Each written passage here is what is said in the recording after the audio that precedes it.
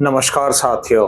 अभी कुछ दिन पहले जब कतर की राजधानी दोहा के ऊपर इजराइल ने हवाई हमले किए और वहां पर कुछ हमास के आतंकवादी मौजूद थे और वो वहां पर बैठक करने जा रहे थे, तो उसके बाद ये हमला होने के बाद सारे मुस्लिम देशों के कान खड़े हो गए। और इसके बाद जितने भी ये 57 मुस्लिम कंट्री है, इन्होंने कतर की राजधानी दोहा में एक मीटिंग की और मीटिंग करने के बाद ये इस निष्कर्ष के ऊपर पहुंचे कि हमें भी एक ऐसा संगठन बनाना चाहिए जो एक देश के ऊपर हुए हमले को सभी देशों के ऊपर हमला माना जाए। इसका मतलब ये हुआ कि ये भी इस तरीके का एक नाटो जैसा संगठन बनाने की कोशिश करें, जैसा एक यूरोप में अमेरिका को लेकर संगठन है जिसको हम नाटो कहते हैं, जिसमें लगभग जो है वो 32 देश हैं। अमेरिका और यूरोप के कुछ देश इसमें मौजूद हैं और उनका एक ही उद्देश्य है नाटो संगठन का कि किसी एक देश के ऊपर हमला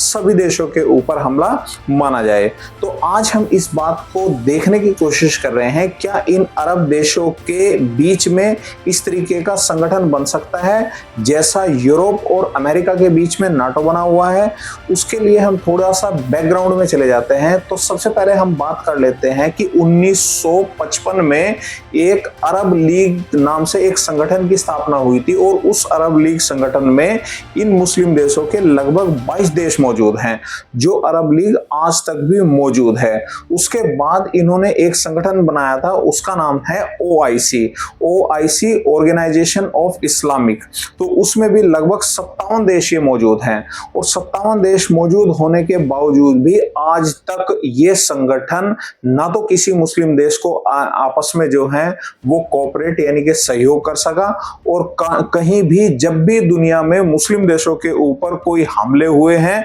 या मुस्लिम देशों के ऊपर कोई आफत आई है, ना उस स्थिति में उन मुस्लिम देशों की मदद कर सका। अभी हाल ही में आप देख लीजिए कि जो इजराइल ने जो है वो गजा में जो स्थिति बना रखी है और वहां पर पिछले 2-3 साल से जो है वो फिलिस्तीन का इजराइल ने पूरा बम्बार्डमेंट कर दिया है और आज फिलिस्तीन के लोग भी दर दर भटक रहे हैं। उसके बावजूद भी ये जितने भी 57 मुस्लिम देश हैं, ये एक भी इन देशों में से बाहर निकल कर नहीं आ रहा है जो इस बात को ये कह सके कि इजराइल इनके ऊपर जुल्म कर रहा है या इजराइल से ये टकराने की कोशिश इनमें से कोई भी एक संगठन नहीं कर रहा है। इनको पता है कि भले ही ये संख्या में 57 मुस्लिम देश हैं, लेकिन उसके बावजूद भी इजराइल एक अकेला देश ही इनके ऊपर भारी है। और रही बात जो है कि ये जो एक अरब नाटो बनाने की कोशिश कर रहे हैं, जिसमें ये सोच रहे हैं कि लगभग जो है हम इन देशों को, वो चाहे अरब लीग के 22 देश हैं और वो चाहे अलग से जो है OIC के लगभग 57 देश हैं,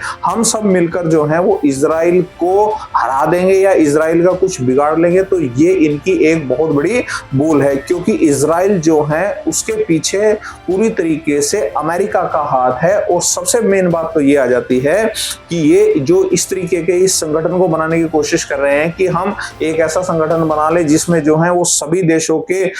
जो है वो सभी देशों को, जितने भी मुस्लिम देश हैं उन मुस्लिम देशों को हम इसमें शामिल कर लें। और इसका जो सबसे पहले प्रपोजल आया, वो प्रपोजल जो है वो 2015 में भी इस तरीके का एक इनका प्रपोजल आया था,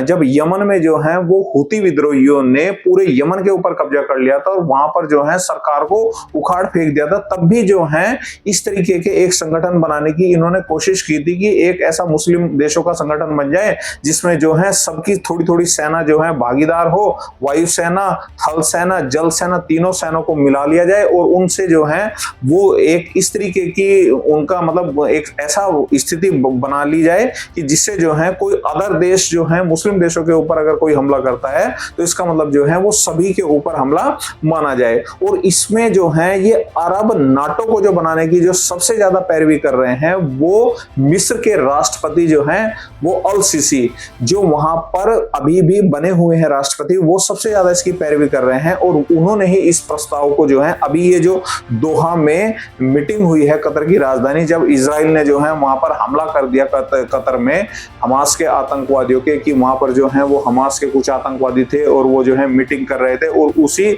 सभा स्थल के मीटिंग स्थल के ऊपर जो है इजराइल ने जो है हवाई हमले किए। उसके बाद जो है ये मिस्र के जो राष्ट्रपति अल सीसी हैं, इन्होंने ही सबसे ज्यादा अभी जोर दिया हुआ है कि इस तरीके का अगर एक संगठन बना लिया जाए जिसमें जो है थोड़ा थोड़ा सबकी भागीदारी हो, क्योंकि